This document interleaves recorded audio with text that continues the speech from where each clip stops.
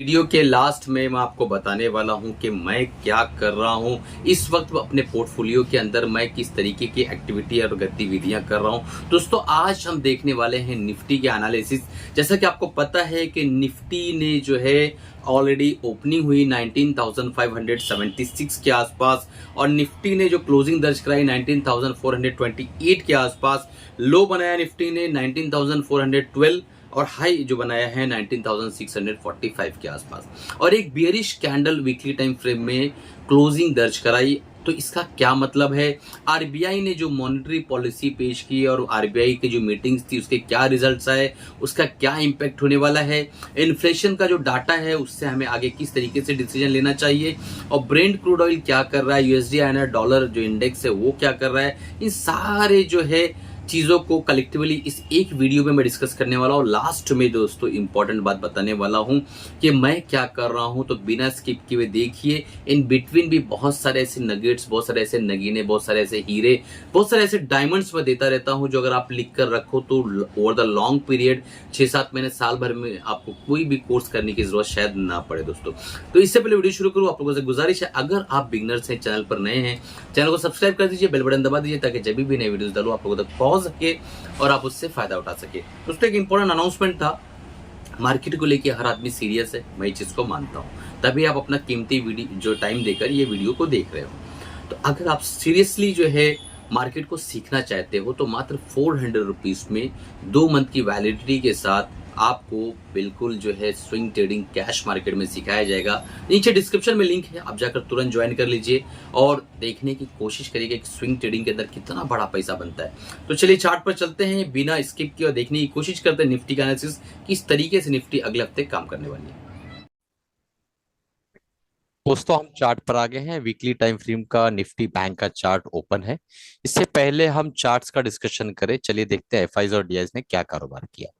तो आप यहां पर देख पाएंगे कि 11 अगस्त को एफआईज ने कैश मार्केट में 3000 की सेलिंग की, जो कि ह्यूज सेलिंग हम कह सकते हैं। इसको हम कम नहीं आंक सकते, ये अच्छी खासी सेलिंग जो है 3000 करोड़ के आसपास की हुई है। और डीआईज ने एज यूजुअल बाइंग की है, बट इनकी बाइंग इनकी सेलिंग को कोप अप नहीं कर पाई है, ठीक है। और एफआईज ने इंडेक्स ऑप्शंस के अंदर आप देखेंगे कि 6832 करोड़ के आसपास की जो यहाँ पे बाइंग करके ये लोग गए हुए हैं। तो इतने लंबे वीकेंड्स के अंदर भी इन्होंने बाइंग की है, तो क्या चीज बाय किया है, पुट बाय किया कि कॉल बाय किया है, सारी चीजें हम चार्ट्स पर देखकर समझने की कोशिश करेंगे। अब चलते हैं और एक चीज देख लेते हैं कि इनका जो है वीकली और मंथली टाइम फ्रेम में, डेली टाइम फ्रेम में बाइंग किस तरीके से चल रही है और किस प्रकार से एफआईज बाय या सेल कर रहे हो देख लेते हैं। तो आप देखेंगे एफआईज का डाटा दिख रहा है डेली टाइम फ्रेम का। यहाँ पे देखिए 11 अगस्त को सेलिंग, 10 को बाइंग 300 करोड़, 600 करोड़ को 9 को बाइंग, 8 को 700 करोड़ की सेलिंग, 7 को 1800 करोड़ की सेलिंग, 4 को, मतलब ये रेगुलर आप देख पा रहे हैं। 27, ये बहुत इंपॉर्टेंट डाटा जो मैं आपको बता रहा हूँ, 27 जुलाई से इन्होंने जो है कंटिन्यू जो है सेलिंग बनाए रखी है और कंटिन्यू सेल करते जा रहे हैं। आप देख लेते हैं हमारे डीआईज की बाइंग या सेलिंग, ठीक है। तो डीआईज जो डेली एक्टिविटी कर रहे हैं वो आपके सामने आ गया है। अब 27 तारीख से आप देखेंगे कि डीआईज कंटिन्यू जो है बाय कर रहे हैं, आप देख पा रहे हैं। देखिए डीआईएस कंटिन्यू बाय कर रहे हैं, आप देखिए सिर्फ इन्होंने सेलिंग की है वो भी 2 करोड़ की 2 अगस्त को। उसके बाद कंटिन्यू बाय कर रहे हैं, यहाँ पे देखिए 9 अगस्त को 500-600 करोड़ के आसपास की सेलिंग की। कंटिन्यू बायर है, तो नेट नेट बायर है। अब मंथली टाइम फ्रेम अगर हम देखें तो आपको पता चलेगा कि डीआईज जो है मंथली टाइम फ्रेम के अंदर किस तरीके से काम कर रहे हैं और वो कंटिन्यू बाय कर रहे हैं या सेल कर रहे हैं, वो सारी चीजें आपको यहाँ पे समझ में आएगी। डाटा स्लो लोड हो रहा है, नेट ठीक है। देख लीजिए मंथली आ गया यहाँ पर आपके सामने है। तो यहाँ पे कंटिन्यूअस देखिए अप्रैल में 22,200 करोड़ की बाइंग, मई में 3,000 की सेलिंग, जून में 4,400 करोड़ की बाइंग, जुलाई में, फिर अगस्त में अभी तक 5,335 करोड़ के आसपास की जो है बाइंग कर चुके हैं। एफआईज ने अगस्त में कितनी बाइंग या सेलिंग की है वो देख लेते हैं। ये डाटा आप दिमाग में रखें क्योंकि हम चार्ट्स पर इसको अप्लाई करेंगे और समझने की कोशिश करेंगे, क्योंकि दोस्तों देखो सबका पैसा लगा हुआ है, ठीक है। जिन्होंने नहीं लगाया है वो चाह रहे हैं कि हमारा पैसा कहाँ लगे, कोई ऐसी अपॉर्चुनिटी मिले जहां हम अपना पैसा डाल सके। तो हमें क्या करना है, तो यहाँ पे देखेंगे अगस्त के अंदर 7,500 करोड़ के आसपास की यहाँ पे सेलिंग एफआईज ने अभी तक के कर चुके। तो डीआईज ने 5,000 करोड़ के आसपास की बाइंग की है और डीआईज ने 7,000 करोड़ के आसपास की सेलिंग कर दी है। तो डीआईज जो एफआईज जो है यहाँ पर हावी है सेलिंग के मामले में। ठीक है, तो डीआईज का जो डाटा है वो वीक यहाँ नजर आ रहा है, बट अभी पूरा महीना बचा है, अभी सिर्फ 11 ट्रेडिंग सेशन है, यानी समझ लीजिए आपके 11 भी नहीं 10 ट्रेडिंग सेशंस हुए हैं, 10 दिन ट्रेड हुआ है, अभी भी 10 से 12 दिन ट्रेडिंग सेशन बचे हैं।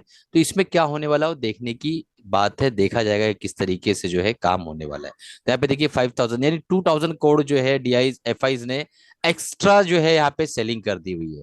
ठीक है, 2,000 करोड़ जो है एक्स्ट्रा सेलिंग कर दी है यहाँ पे। ठीक है, एफआईज ने।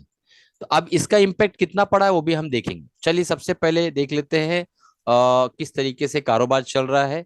सबसे पहले ब्रेंट क्रूड ऑयल से शुरू करते हैं क्योंकि वो बहुत इंपॉर्टेंट पॉइंट होता है, लास्ट टाइम भी हमने डिस्कस किया था। देखिए यहाँ पे, ठीक है, तो ब्रेंट क्रूड ऑयल अगर हम देखें तो हमने कहा था कि ब्रेंट क्रूड ऑयल थोड़ा मजबूत होता हुआ नजर आ रहा है और इस लेवल तक बहुत तेजी के साथ जा सकता है, जो कि यहाँ पर ये गया भी 86 87 के आसपास गया। अगर इसके ऊपर सस्टेन कर लिया था तो बहुत जल्द हम इसको 98 96 97 के आसपास इस एरिया के अंदर देख सकते हैं, क्योंकि ब्रेंट क्रूड ऑयल अब हम कह सकते हैं कि एक तरह से राउंडिंग बॉटम भी इसने बनाया है यहाँ पर। ठीक है, अगर इसको ब्रेक करेगा तो ये इसका टारगेट होगा, बड़ी आसानी से जो है हम 100 तक पहुंच सकते हैं, बहुत आसानी से, याद रखिए। और अगर हम इसको ऊपर की तरफ जाता हुआ देखते हैं तो हमारा इक्विटी के अंदर थोड़ा सा डेंट आने वाला है, उसमें कोई दो राय नहीं, मैं शुरू से आपको समझाता चला आ रहा हूँ चीज को। अब चलते हैं इंपॉर्टेंट पॉइंट देखते हैं। दूसरा मेटल, मेटल में मैं बुलिश था, बस इस हफ्ते मेटल जो है रुका रहा। ये डेली टाइम फ्रेम का चार्ट है दोस्तों। देखिए मेटल ने क्या किया, छोटा सा एक करेक्शन जिस तरीके से हमेशा करता आया है, छोटा सा करेक्शन फिर एक रैली, करेक्शन फिर एक रैली, करेक्शन फिर एक रैली, करेक्शन किया इसने। अब रैली की कोशिश कर रहा है, 6,800 के ऊपर जब ये क्रॉस करेगा तो यहाँ से वापस बुलिशनेस शुरू होगी और इसकी 7,200 के आसपास की जर्नी शुरू हो जाएगी। तो मेटल ओवरऑल में अभी अगर मुझे बोलना रहे तो बुलिश हूं मैं मेटल के अंदर। मेटल मेरे लिए ओवरऑल बुलिश है। निफ्टी कंज्यूमर ड्यूरेबल जो है, यहाँ पे देखिए आप, यहाँ पे एक बेहतरीन जो है सपोर्ट लाइन रेडी हो रही है। इस लाइन से लेके इस लाइन के बीच में अगर ये ट्रेड करता है तो समझो कंसोलिडेशन कर रहा है। अदरवाइज जो है ये यहाँ पर आप देखेंगे कि यहाँ पे ये इस तरीके से देखिए यहाँ पर,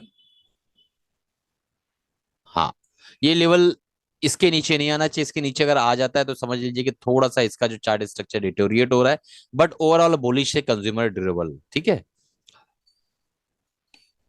Nifty oil and gas, Nifty oil and gas जो है दोस्तों एक लंबे टाइम फ्रेम में अगर हम देखें तो एक बेहतरीन जो है करेक्शन करके यहाँ पे ऊपर की तरफ निकला है और कहीं ना कहीं इस जगह पे स्ट्रगल कर रहा है, यहाँ पे कंसोलिडेट करने की कोशिश कर रहा है।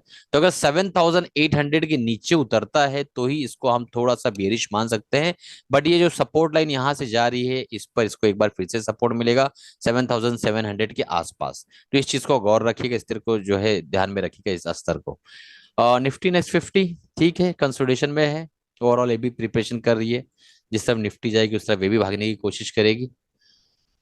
निफ्टी मिड कैप ठीक है बुलिश है, और यहाँ पर आप देखेंगे, अब यहाँ पर अगर आप देखें तो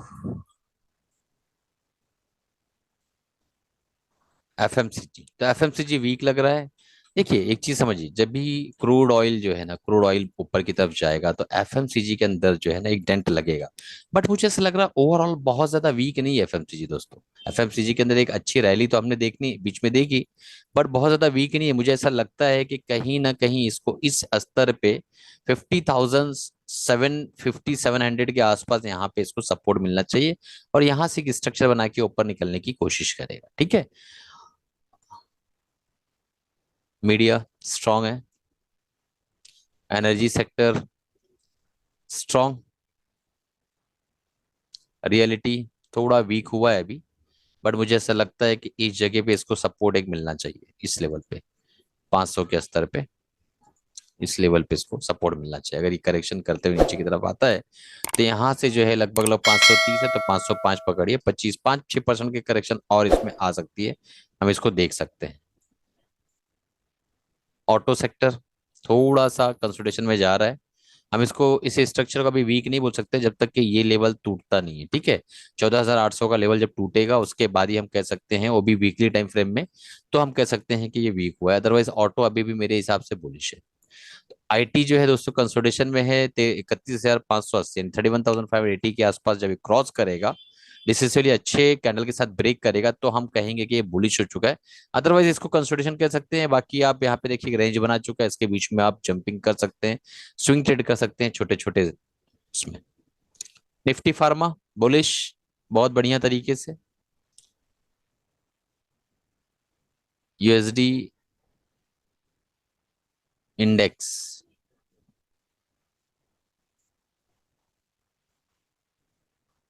ठीक है। अब देखिए यूएसडी आईएनआर के पास हम पहुंचे हैं।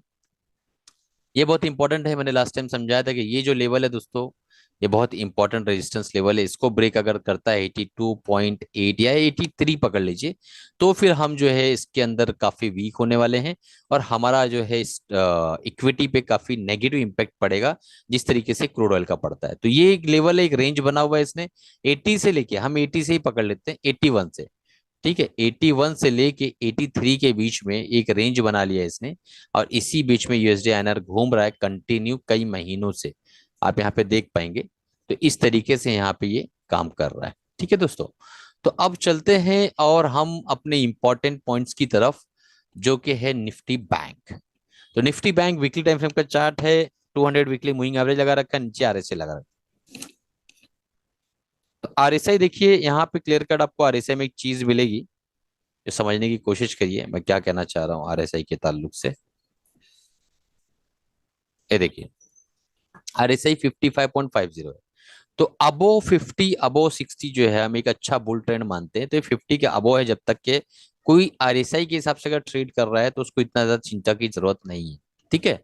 अब यहाँ पे अगर हम डिमांड जोन निकालने की कोशिश करें तो क्लियर कट एक तरीका समझ में आता है कि ये जो लेवल है, ये लेवल 43,000 से लेके और 43,700, ये लेवल जो है दोस्तों, यहाँ पे एक बहुत ही अच्छा जो है डिमांड जोन क्रिएट हो सकता है, ठीक है। दूसरा स्तर हमें निकल कर आता है 40,800 से लेके और 41,800 के बीच में, ये हमारा दूसरा डिमांड जोन है। एक अच्छी करेक्शन अगर मार्केट के अंदर आती है तो ये हमारा जो डिमांड जोन पहला बनेगा, इसी लेवल पे हमें सपोर्ट मिलना चाहिए। और दूसरा अगर यहाँ से भी नीचे ब्रेक करता है तो ये हमें दूसरा सपोर्ट मिलना चाहिए। मार्केट के अंदर बहुत ज्यादा नेगेटिविटी फैलाई गई है, बट एक चीज समझने की कोशिश करिए यहाँ पे, कि हम जो यहाँ से 46,430 के आसपास, ठीक है, यहाँ से हम यहाँ आए हैं, और ये कितना आए हैं वो भी दिखा देता हूँ आपको, थोड़ा आइडिया मिलेगा आपको। जस्ट अ मिनट, ये देखिए यहाँ से हम उतरे हैं, जस्ट 4.5% के आसपास बैंक निफ्टी के अंदर गिरावट हुई है। और नीचे अगर गिरावट होती भी है तो मुझे ऐसा लगता है कि इस लेवल से 2.5 से 3 पॉइंट के आसपास गिरावट और होगी। अब एक चीज बहुत इंपॉर्टेंट समझ लीजिए, करेक्शन जो है एक अच्छे बुल मार्केट के अंदर एनी टाइम 10 से 18% के आसपास का हो सकता है। यह हमने लास्ट ईयर सितंबर 2022 में देखे थे, जब निफ्टी 16,000 के स्तर को भी तोड़ दी थी और हम घबरा गए थे। तो उस वक्त भी मैंने करेक्शन के ऊपर और इसके ऊपर वीडियो बनाया हुआ था, आपको पता है। तो अभी यहां से हम अगर ओवरऑल यहां तक भी जोड़ लेना, तो हमारा जो करेक्शन होता है दोस्तों 4.65 पकड़ लीजिए, और यहाँ पे 7.5 पॉइंट के परसेंट के आसपास का करेक्शन हो रहा है। ये कोई मेजर करेक्शन नहीं कहेंगे, क्योंकि अगर आप लंबे टाइम फ्रेम में बुल समझ रहे हो कि बुल हम हो चुके हैं, तो एक चीज को याद रखिए, हमेशा याद रखिए, यहां से लेके यहां तक अगर हम ट्रेंड लाइन ड्रॉ करें, कहीं ना कहीं इस लेवल पे हमें एक रुकावट मिलती है, और उसके बाद हॉरिजॉन्टल हमारी जो सपोर्ट लाइन है वो यहाँ बन रही है। तो इस वक्त इस लेवल पे हम एनी टाइम कभी भी आ सकते हैं, इतना बड़ा चिंता और टेंशन की बात नहीं है। इवन कई बार ऐसा होता है कि एक डीप करेक्शन होती है तो 36,000 का भी अस्तर हम देख सकते हैं, ठीक है। बट यहाँ पर हम डेली टाइम फ्रेम में देखेंगे कि अगर ऐसे अस्तर आते हैं तो हमें कहाँ पे एग्जिट कर लेना है, ठीक है। तो अभी देखिए यहाँ पे एक बहुत बड़ा जंक्चर था, बहुत दिनों तक बैंक निफ्टी यहाँ पे ट्रेड करती रही, और बैंक निफ्टी की यहाँ पर ट्रेड करने के बाद जब ब्रेकआउट हुआ, एक करेक्शन, फिर ऊपर की तरफ गई बैंक निफ्टी। और यहाँ पे आप समझ सकते हैं कि अगर छोटे टाइम फ्रेम में देखें तो एक head and shoulder type pattern भी बन रहा है। अगर ये ब्रेक होता है तो ऑटोमेटिक इसका जो टारगेट है दोस्तों कहीं यहीं कहीं आके अटकता है। तो टेक्निकली भी चीजें साबित हो रही हैं, बट अगर आपको लंबे टाइम फ्रेम की जो है जर्नी करनी है, तो ये टाइम होता है आपके एक्यूमुलेशन का, भागने का नहीं। फिर से कह रहा हूं, ये वक्त होता है आपके एक्यूमुलेशन का, भागने का नहीं। ठीक है। तो आप अगर स्ट्रैटेजिकली काम करें, रिस्क मैनेजमेंट, मनी मैनेज को प्रॉपर फॉलो करें, तो बहुत अच्छे से जो है दोस्तों आप काम कर सकते हैं, और बहुत अच्छे से मुनाफा अभी भी बना सकते हैं इस मार्केट के अंदर। अब निफ्टी में देख लेते हैं। निफ्टी के अंदर अगर हम देखें दोस्तों, तो कहीं ना कहीं इसके अंदर जो करेक्शन आई है निफ्टी के अंदर, वो बहुत गौर से देखिए। ये देखिए, लास्ट में बताने वाला हूं कि मैं क्या प्लान कर रहा हूं, तो आप लोग बने रहिए। ठीक है। यहां से लेके निफ्टी ने करेक्शन दर्ज कराई है इस लेवल तक, बराबर है। तो निफ्टी जो है बैंक निफ्टी से ज्यादा स्ट्रांग है। 3% की गिरावट खाली निफ्टी के अंदर अभी तक हुई है, उसमें लोग घबरा चुके हैं। ठीक है। अब देखिए यहाँ पे अगर लंबे टाइम फ्रेम की अगर जर्नी करना है, तो अगर हम एक ट्रेंड लाइन ड्रॉ करें इस लेवल से लेके और इस लेवल की ट्रेंड लाइन अगर ड्रॉ करें, तो आपको क्लियर कट समझ में आएगा। पिछली बार भी मैंने समझाया था कि इस लेवल पे हम एनी टाइम कभी भी इस लेवल पे आ सकते हैं। ठीक है। 18,500, 80,600, 80,900, ये लेवल हमें कभी भी दिखाई दे सकते हैं। ठीक है। अगर हम हॉरिजॉन्टल सपोर्ट्स की बात करें, तो आपको यहाँ एक चीज दिखाई देगी कि अगर हम देखें तो कई दिनों तक इसने 18,500 से लेके और 18,870 के आसपास का एरिया यहाँ पे हमें मिलता है, जो as a huge demand zone create कर रहा है। और यहाँ पे बहुत ज्यादा डिमांड है निफ्टी के अंदर। अगर ये निफ्टी यहाँ तक आती है, तो यहाँ पे इसको मुझे ऐसा लगता है उठा लिया जाएगा। और इधर से भी ज्यादा गिरती है, तो फिर इस एरिया के अंदर तो 100% इसको यहाँ से सपोर्ट मिलेगा और ऊपर चले जाएगा। क्यों? क्योंकि देखिए इस तरीके से ही निफ्टी ट्रेड कर रही है, आप देख पा रहे हैं, इस तरीके से ही निफ्टी ट्रेड कर रही है। वो तो हम हैं जो डर जाते हैं, ये पास्ट की हिस्ट्री हमारे दिमाग से डिलीट हो जाती है। पास्ट में अगर आप जाकर देखें, तो निफ्टी ट्रेड तो इसी तरीके से कर रही है ना भाई। आप देखिए ना किस तरीके से काम कर रही है निफ्टी। ठीक है। ये देखिए, ये कोरोना, फिर करेक्शन, फिर रैली, फिर करेक्शन, फिर रैली, फिर करेक्शन, फिर रैली, फिर कंसोलिडेशन, फिर रैली, फिर एक मेजर करेक्शन, फिर रैली, फिर करेक्शन, फिर रैली, फिर मेजर करेक्शन, और फिर रैली। अब ये छोटा करेक्शन है तो यहाँ, मेजर करेक्शन है तो यहाँ। आप समझ पा रहे हो मैं क्या कहना चाह रहा हूँ? ठीक है। इस तरीके से काम करना है। अब डेली टाइम फ्रेम में चलते हैं और देखने की कोशिश करते हैं कि क्या हो रहा है डेली टाइम फ्रेम में। तो डेली टाइम फ्रेम में दोस्तों 18,300 के रास्ते यहाँ खुले हुए, 200 मूविंग एवरेज यहाँ पर है, और कहीं ना कहीं 18,500 की हम बात कर रहे हैं। ठीक है। अभी इंस्टेंट जो इसको सपोर्ट मिलने वाला, अर्जेंट सपोर्ट इसको हम कह सकते हैं, वो है निफ्टी का सपोर्ट 19,320 के आसपास का, या 2530 के आसपास का। ये लेवल अगर ब्रेक करता है तो बिना झिझक, मुझे ऐसा लगता है, फिर से मैं बोल रहा हूं, क्योंकि यहाँ पे gap up gap up gap up करते हुए निफ्टी भागी थी, तो बिला झिझक निफ्टी को यहाँ पर आना ही होगा। ठीक है। फिर निफ्टी जो गाना गा सकती है कि भाई आना ही पड़ा सजना। ठीक है। वो कोई गाना है ना, आना ही पड़ा सजना। बहरहाल, तो इस तरीके से जो है काम होगा, क्योंकि जिस तरीके से भागी थी, हो सकता है इसी तरीके से नीचे भी आ जावे। तो क्या हम डर जाएं? बिल्कुल भाई। अगर आप 1-2 महीने के लिए पैसा लेकर आए हो, तो डरना है आपको। तो सर आप क्या कर रहे हैं? अभी बहुत इंपॉर्टेंट सवाल है कि सर क्या कर रहे हैं। ठीक है। उससे पहले मैं आपसे बोलना चाहूंगा कि अगर आपको वाकई स्विंग ट्रेडिंग सीखना है, तो एमएसएम बुलेटिन हमारा प्रोग्राम है। नीचे डिस्क्रिप्शन में हमारा लिंक भी दिया हुआ है एमएसएम बुलेटिन का।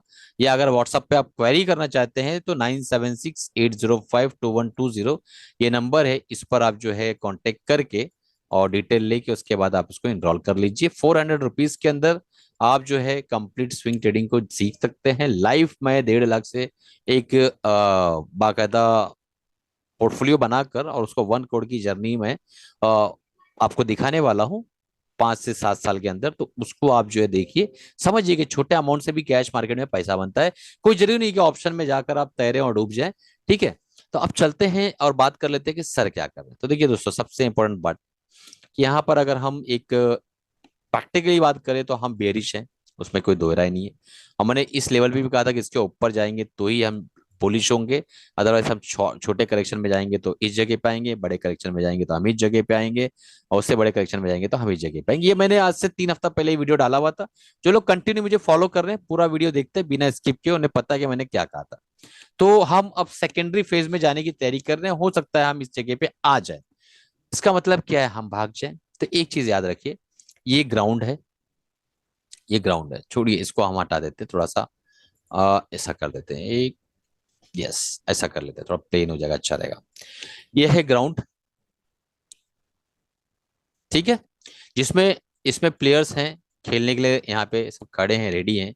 अब ये कोई भी ग्राउंड हो सकता है, क्रिकेट ग्राउंड पकड़ लो। और ये बहुत बड़ा सा एक पवेलियन है, चारों तरफ से लोग बैठे हुए हैं ताली मारने के लिए, ठीक है।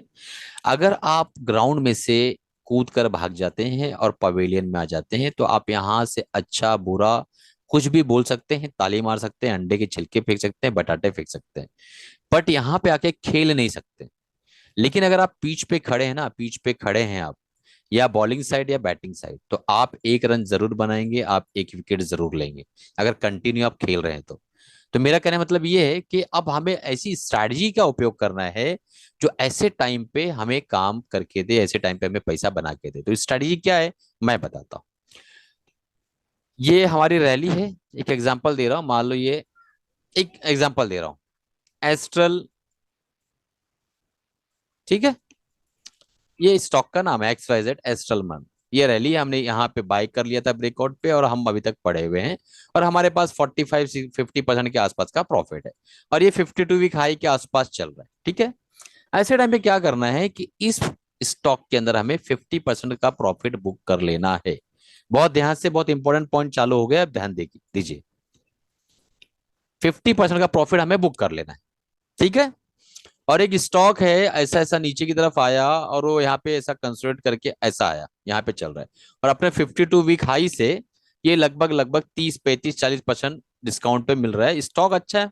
ये जितने भी स्टॉक की बात मैं कर रहा हूँ, फंडामेंटली स्ट्रॉन्ग की बात कर रहा हूँ भाई, ठीक है। मान लो ये एक एग्जाम्पल दे रहा हूँ, मेरी बाय सेल रिकमेंडेशन कभी भी नहीं रहती है, अपने फाइनेंशियल एडवाइजर राय मशुरा लेके काम करिएगा, रिलैक्स जो है इस लेवल पे, हम ये जो पैसा है ना उसको उठा के इस लेवल पे डाल देंगे। आप समझ रहे हो क्या बोलना चाह रहा हूँ? क्योंकि ये जो स्टॉक है ना, अब जब निफ्टी की करेक्शन चालू होगी तो इसकी करेक्शन शुरू हो जाएगी। अब हो सकता है ये 30% 35% नीचे है, उसके बाद यहाँ पे करेक्ट करे, बॉटम आउट हो, उसके बाद निकले। पर ये स्टॉक का करेक्शन कंप्लीट हो चुका है, बस निफ्टी की वजह से थोड़े दिनों के लिए इसकी रुकावट हो जाएगी, तो रुकावट के लिए खेद हो जाएगी, यानी थोड़े दिन के लिए रुक जाएगा भाई, चलो अभी निफ्टी नहीं जा रही, अपन भी थोड़ा रुक जाते हैं यार, क्या करेंगे ऊपर जाके, ठीक है। तो हो सकता है छोटा मोटा डिप भी दे देवे 2 5 7% का, बट यहीं से जब ये निफ्टी रिकवर करेगी तो ये तेजी के साथ भागेगा, और यहाँ पे इस करेक्शन चल रहा होगा एस्ट्रल पॉलीकैप में। अब एक एक एग्जांपल से आप समझ लो कि मैं क्या करने वाला हूं। 52 वीक हाई, 52 वीक हाई के आसपास या उसके ऊपर जितने भी स्टॉक प्रॉफिट में है, 50% प्रॉफिट बुक, ठीक है। ब्रेक इवन पर है, 50% माल खाली। पहले बात समझो, ब्रेक इवन पे क्यों है? क्योंकि आपने बहुत ऊपर बाय किया था, फिर वो नीचे गए, फिर आपने एवरेज आउट किया, फिर वो ऊपर आए, और आप अभी इधर खड़े हैं और ब्रेकआउट होने वाला है, और आपका जो ब्रेक इवन पे माल पड़ा हुआ है, ठीक है। तो 50% माल उसका भी खाली, अपने को रही चाहिए कैश। जो स्टॉक बहुत सारे स्टॉक बॉटम पे है, बहुत सारे स्टॉक बॉटम पे, जो बॉटम पे है वहां पे वो पैसे को लगा देगा, पवेलियन में रहना है। कुल मिला के एक चीज समझ लीजिए, अगर आप इस चैनल के सब्सक्राइबर है, व्यूवर्स है, मुझे अपना दोस्त भाई बेटा जो भी आप मानते हैं, तो आपको पवेलियन के अंदर बने रहना है, बट कहां रहना है वो निर्धारित करना है, कि बैटिंग साइड में रहना है या बॉलिंग साइड में रहना है, ये आपको तय करना है, ठीक है। तो अगर आप इस तरीके से जा रहे हैं चौके छक्के वाले स्टॉक में, वहां से थोड़ा प्रॉफिट बुक करके ऐसे स्टॉक में आइए जो बेचारे बहुत दिनों से पवेलियन में खड़े होकर फील्डिंग कर रहे हैं, अब इनकी बैटिंग का वक्त चालू हो गया। बस इतना मैं समझाना चाह रहा था इस वीडियो के माध्यम से।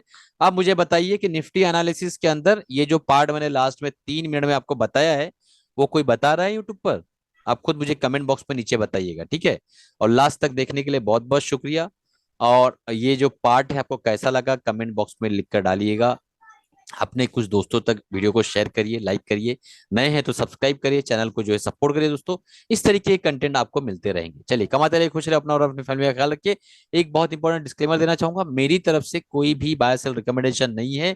मैं मार्केट को लेकर न्यूट्रल हूं, मार्केट जिस तरफ जाएगी वैसे डिसीजन ले लूंगा, उसके बाद नीचे मैं अपना जो है बैक फंड लगा दूंगा, फिर जब मार्केट रैली करेगी मैं फिर कमा लूंगा, मार्केट ऊपर जाएगी मैं फिर थोड़ा बेच दूंगा, फिर नीचे आके फिर खरीद लूंगा। मैं यही करता आ रहा हूँ, यही करता रहूंगा, ठीक है। बाकी मार्केट के साथ कोई प्यार ना मुझे था ना मुझे है, ठीक। मार्केट ऊपर जाएगी मैं ऊपर रहूंगा, जाता रहूंगा, मार्केट नीचे आएगी मैं थोड़ा सब्र करूंगा, पेशेंस करूंगा। 3% देखो, ये 30% की 20% की रैली को एंजॉय करने के लिए टॉप पर मैं 2-3% देने के लिए तैयार हूं, बॉटम पर 2-3% देने के लिए तैयार हूं।